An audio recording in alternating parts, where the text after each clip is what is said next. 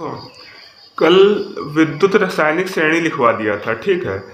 तो उसमें यह बताया था कि मतलब कौन से था तो ऑक्सीजन से क्रिया करते हैं, कौन मतलब ठंडे जल से करते हैं, ठीक है। ये सब उसमें पूरा चार्ट बनवा दिया गया। इसका मतलब ये हुआ कि जिनको ये लिखा जो जो मतलब धातु ठंडे जल से अब क्रिया करते हैं वो एलिमेंट अलग थे, सबके अलग अलग एलिमेंट थे, ठीक है। अब उसका उपयोग कहाँ पे होता है ये देखो। इतना हालांकि एग्जाम में डिटेल में नहीं आएगा, लेकिन तुम लोग को पता होना चाहिए, ठीक है। ये सब एग्जाम में शायद ना आए। एग्जाम में खाली इतना आएगा, 3 नंबर का क्वेश्चन आएगा, वो मुश्किल है जो आए कि उसमें ये लिखा होगा कि विद्युत रासायनिक श्रेणी बनाई है, ठीक है। उसके मतलब इस उसके बारे में या उस पर टिप्पणी कीजिए, इस तरीके से क्वेश्चन आएगा। तुम रासायनिक श्रेणी बना दोगे और जो कल लिखवाया था वो लिख दोगे, नंबर मिल जाएगा। लेकिन तुम जानना चाहिए ना। देखो उसमें जो श्रेणी थी तो उसमें ये लिखा था कि जो मतलब पोटेशियम से लेकर के जो एच जी तक की धातुएं होती हैं, पारे तक की, ठीक है, तो वो ऑक्साइड बनाती हैं, ठीक है। देखो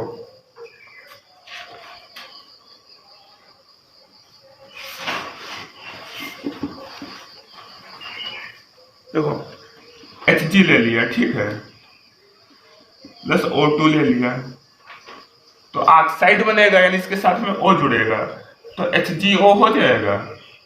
मतलब यहाँ 2 हो जाएंगे, यहाँ 2 हो जाएंगे।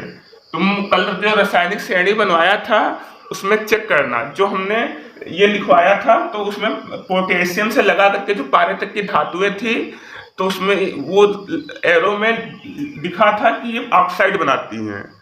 उसमें साफ साफ लिखा था, जो कल श्रेणी बनवाई थी। कहा था पढ़ने को, पढ़ा नहीं होगा। ये जो कल कल रासायनिक श्रेणी लिखवाया था, कल वो जब पढ़ोगे तो तुम्हें समझ में आ जाएगा, ठीक है। ये उतार लो।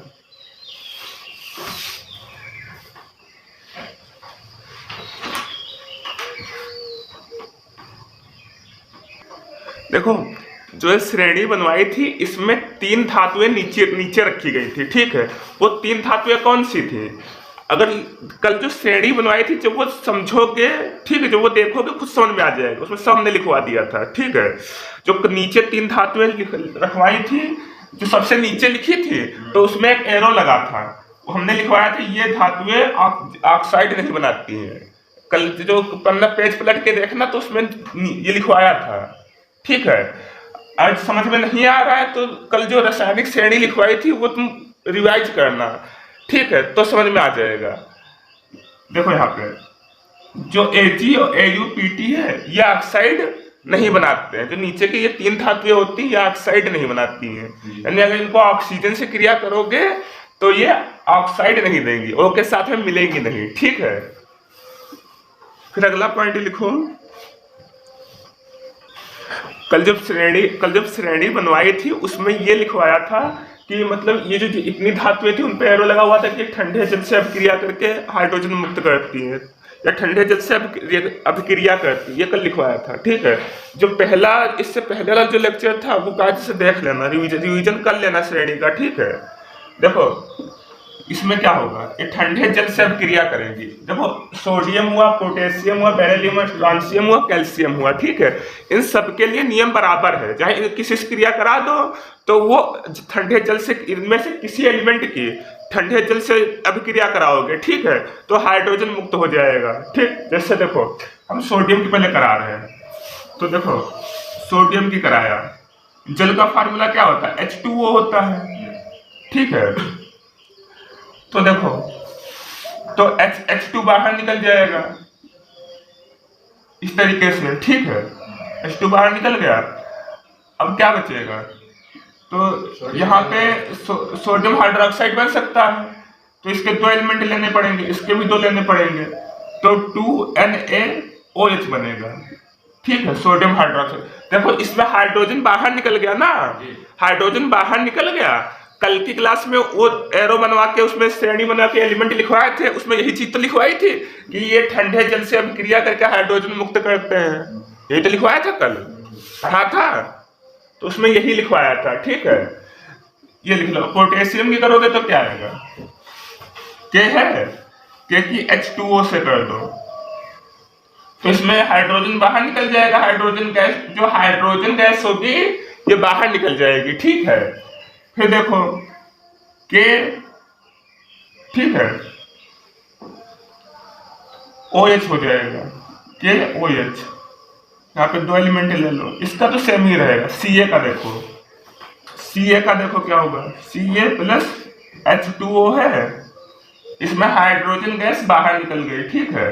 जब हाइड्रोजन गैस बाहर निकल गई तो इसमें क्या बचा, देखो समझो ध्यान से, Ca बचा, Ca, ठीक है, और यहाँ पे 2 एलिमेंट ले लो तो OH का होल टॉइज बचेगा, ठीक है।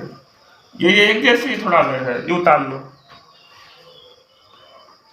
इस समझ में आ रहा है? देखो कल की क्लास अगर कायदे से पढ़ा होगा, रिवाइज किया होगा तो समझ में आएगा, नहीं समझा होगा, नहीं पढ़ा होगा तो समझ में ही नहीं आएगा कि हो क्या रहा है। पोटेशियम का क्या होता है, इसलिए अगर समझ में ना आए तो पहले रिवाइज कर लेना, ठीक है, फिर ये देखना।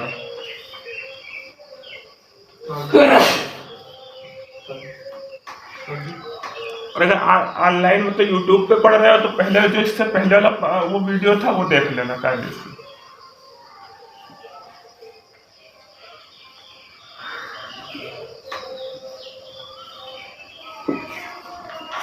देखो अब कोई ऐसी धातु लेते हैं जो कम धन विद्युतीय होती है, जैसे हमने आयरन को ले लिया, ठीक है, तो आयरन क्या नहीं होती, FeO क्या है प्लस H2O जल हो गया। भाप लिखा है, भाप से क्रिया करती है, और भाप होता क्या है, भाप होता क्या है, पानी होता, पानी से ही तो भाप बनती है, यानी H2O होगा, ठीक है। तो इसके 3 एलिमेंट ले लिए, इसके 4 ले लिए, तो इसमें से H2 बाहर निकल जाएगा, तो इसमें 4H2 ये बाहर निकल गया, ठीक है, ये बाहर निकल गया, हाइड्रोजन गैस बाहर निकल गई, देखो हाइड्रोजन गैस बाहर निकल गई, इसमें क्या बचा, Fe3 बचा,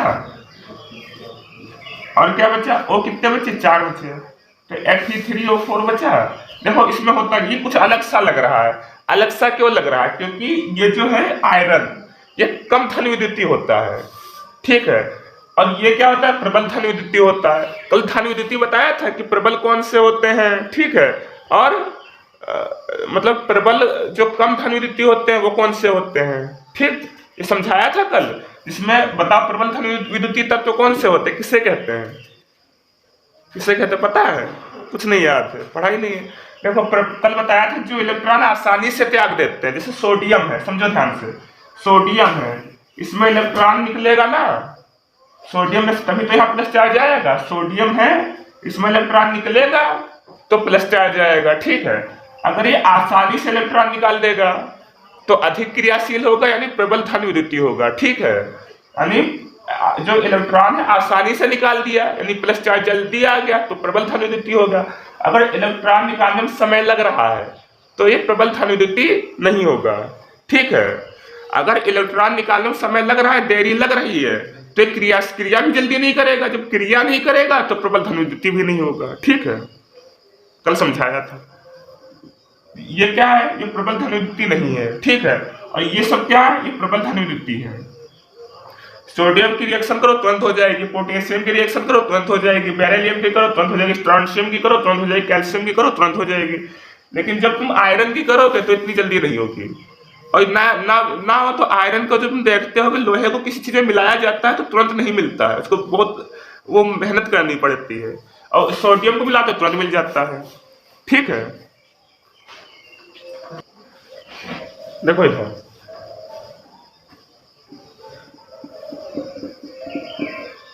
हाइड्रोजन से ऊपर ये जिंक और लेड थी, ठीक है, तो इसकी HCl से रिएक्शन करा दो।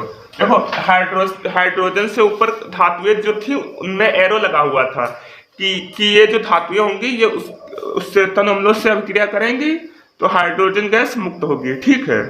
तो हाइड्रोजन से ऊपर गैसें कौन सी थी, जिंक था, लेड था, ठीक है, इस तरीके से थी, ठीक है। तो इसमें देखो इसमें क्या होगा, हाइड्रोजन गैस जो है अलग हो जाएगी, तो जो H2 है ये अलग हो जाएगा, तो क्या बचेगा इसमें, जिंक बचा, ZnCl2 ये बचा, ठीक है।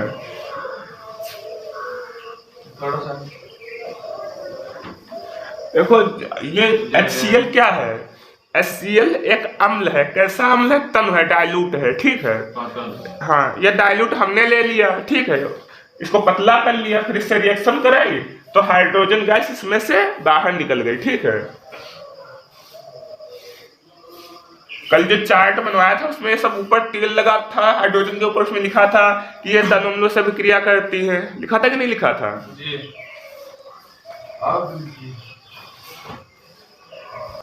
चौथा पॉइंट क्या है? देखो, जो मरकरी होगी, ठीक है, जो मरकरी के नीचे की धातुएं होंगी, ठीक है, तो उनके जो ऑक्साइड होंगे, ऑक्साइड का मतलब साथ में ऑक्सीजन लगाओ, ठीक है, तो वो उनको अगर गर्म करोगे तो ऑक्सीजन मुक्त कर देंगे, ठीक है, ऑक्सीजन देंगे, ठीक है। यानी जो मरकरी तथा मरकरी भी, और मरकरी की जो नीचे की धातुएं होंगी, जैसे मरकरी की नीचे धातुएं कौन सी थी? सोना था, मतलब चांदी थी, ठीक है, इस तरह की धातुएं थी। पारा था कि नहीं था? पारा तो मरकरी बात तो एक ही होती है, ठीक है। तो ये जो धातुएं हैं, इनके ऑक्साइड को जब गर्म करोगे, ठीक है, देखो शांत रहो, इनके ऑक्साइड को जब गर्म करोगे तो वो ऑक्सीजन मुक्त कर देगी। जैसे देखो, जैसे पारा क्या होता है? Hg होता है ना, देखो इसमें, हाँ, पारा तथा पारे से नीचे की धातु है, तो पारा होगा इसमें HgO, तो इसमें दो एलिमेंट ले लो, 2HgO हो गया। ये देखो Hg क्या है? मरकरी है, और ऑक्सीजन लगा है तो मरकरी का ऑक्साइड हो गया, ठीक है। मरकरी के साथ में देखो O लगा, ऑक्सीजन लगा है, तो मरकरी का ऑक्साइड हो गया। O लगा होगा तो ऑक्साइड हो जाएगा, ठीक है।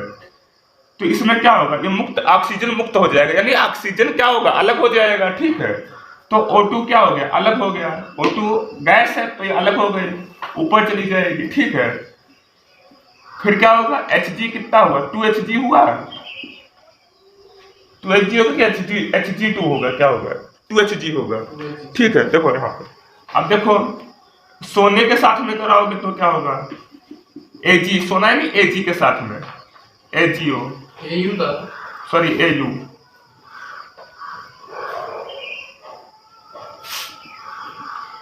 Au, Hg के बारे में लिखा है क्या?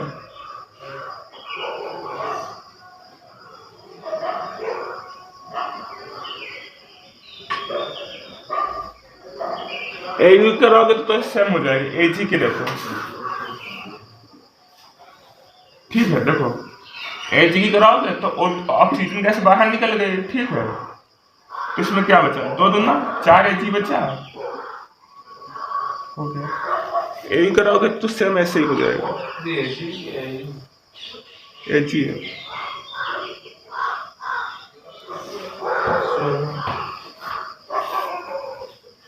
फिर लिखो पांचवा पॉइंट लिखो, चौथा पॉइंट हो गया, फिर पांचवा पॉइंट लिखो। देखो इधर पांचवा पॉइंट क्या है? जैसे मान लो कोई एक लवड़ ले लिया गया, इधर देखो, कोई एक लवड़ ले लिया गया, देखो इधर, कोई एक लवड़ ले लिया गया, साल्ट ले लिया गया, ठीक, जैसे CuSO4, यहाँ पे Fe ले लिया गया, ठीक है। देखो यहाँ पे Fe ले लिया गया, Fe समझते क्या होता है? हाँ, यानी आयरन, ठीक है। तो ये आयरन हो गया, कॉपर हो गया, ठीक है। तो देखो इसमें लैंग्वेज में क्या लिखा है? जो मतलब जो उसमें श्रेणी में नीचे की धातुएं हैं, ध्यान से समझो, जो श्रेणी में जो ऊपर की धातुएं हैं वो नीचे की धातुओं के लवड़ों को विस्थापित कर देंगी, ठीक है, यही तो लिखा है। तो जो श्रेणी थी, जो कल विद्युत रासायनिक श्रेणी बनवाई थी, उसमें पहले क्या आता है? ये आयरन आता है कि कॉपर आता है? पहले ऊपर क्या आता है? आयरन आता है, उसके नीचे कॉपर आता है। तो ये इसको विस्थापित कर देगा, इसके मतलब जो लवड़ होगा उसको विस्थापित कर देगा, ठीक है। देखो तो क्या हो जाएगा? FeSO4 हो गया प्लस Cu हो गया। अब क्या मतलब हुआ? इसने Fe, देखो SO4 को Fe अपने साथ ले गया, ठीक है। तो इसका जो लवड़ था कॉपर का, उसको Fe में विस्थापित कर दिया, यानी अपने में मिला लिया। विद्युत रासायनिक श्रेणी में Fe जो है, Fe ऊपर आता है, ठीक है। Fe क्या होता है? ऊपर आता है, फिर उसके बाद में कहीं जाके नीचे कहीं Cu मिल जाएगा। तो जो ऊपर वाला एलिमेंट है ये इसके लवड़ को विस्थापित कर देगा, नीचे वाले के लवड़ को विस्थापित कर देगा, ठीक, कोई और भी एग्जाम्पल ले सकते हो। ठीक है, सक्रिय है क्योंकि ये ऊपर है तो ये सक्रिय ज्यादा है। अब ये देखो SO4 है, समझो SO4 है, हमने उसमें लिखवाया था कि जो ऊपर वाले जो तत्व होते हैं ये अधिक सक्रिय होते हैं और नीचे वाले कम सक्रिय होते हैं। ठीक है, तो इसमें देखो Fe अधिक सक्रिय है ना, अब CuSO4 है तो इसमें SO4 है, Cu कम सक्रिय है और Fe ज्यादा सक्रिय है, तो ये ज्यादा सक्रिय वाले के पास जाएगा ना। जैसे ऐसे समझो, दोस्त है, एक Cu दोस्त है, एक Fe दोस्त है। Fe ये SO4 है, ये Cu के साथ में है। ठीक है, ये समझ लो, ये तीन लोग है, Cu है, Fe है और SO4 है। अब Cu कम क्रियाशील है, कम सक्रिय है, यानी इसके पास कम पैसे हो गए, Fe के पास ज्यादा पैसे हो गए, तो Cu किसके पास जाएगा? कम पैसे वाले के पास जाएगा, ज्यादा पैसे वाले के पास जाएगा? ज्यादा पैसे वाले के पास जाएगा। तो ऐसे ही जो Fe है ये जल्दी रिएक्शन करता है। ठीक है, तो ये Fe के पास चला जाएगा। ठीक है, समझ में आ गया? दुनिया ही नहीं, मतलब ऐसे दोस्त होते हैं जिसके पास ज्यादा फायदा देखते हैं उसके पास चले जाते हैं। ऐसे एलिमेंट भी बहुत चालाक होते हैं, जो जल्दी क्रिया करता है उसी के पास चले जाते हैं। ठीक है, ये लोगों पे ही नहीं, ये तत्वों पे भी लागू होता है।